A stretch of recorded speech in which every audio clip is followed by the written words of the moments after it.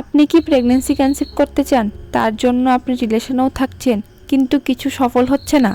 হতে পারে আপনি এমন কিছু ভুল করছেন যা আপনার অজান্তেই প্রেগন্যান্সির পথ বাধা হয়ে যাচ্ছে। এই 5টি ভুল কখনোই কিন্তু আপনারা করবেন না। যদি করে থাকেন এখনই থামানো উচিত, না হলে কিন্তু আপনার এই প্রেগন্যান্সির স্বপ্নটা অপূর্ণ যেতে পারে। প্রেগন্যান্সিটা হওয়ার জন্য কিন্তু তোমাদের সবসময় মেনস্ট্রুয়াল সাইকেলের পরে ওভ্যুলেশনটা ট্র্যাক করা খুবই জরুরি। প্রথম ভুল হচ্ছে আপনারা যারা আর কি ওভ্যুলেশনটা ট্র্যাক করতে পারেন না, আপনাদের যাদের 24 থেকে 25 দিনের মধ্যে ওভ্যুলেশন হয় বা 28 থেকে 30 দিনের মধ্যে ওভ্যুলেশন হয়, আপনারা কিন্তু 14 থেকে 20 দিনের মধ্যে কিন্তু ওভ্যুলেশন হওয়ার একটা ডেট, ওভ্যুলেশন হবে এই ডেটে।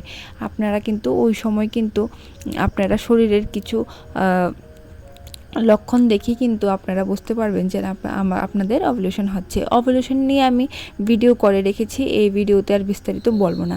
আর যাদের 35 থেকে 40 দিনের মধ্যে আর কি পিরিয়ড হয়, তাদেরকে বলছি, তাদের কিন্তু 15 থেকে 16 দিনের মধ্যে কিন্তু 15 দিন 16 দিনের মাথায় কিন্তু ওভ্যুলেশন হবে। এটার দিকে একটু ধ্যান রাখতে হবে। ওভ্যুলেশনের সময় কিন্তু অবশ্যই কিন্তু আপনাদের লক্ষণগুলো দেখবেন, সাদা স্রাবের দিকে একটু ধ্যান রাখবেন।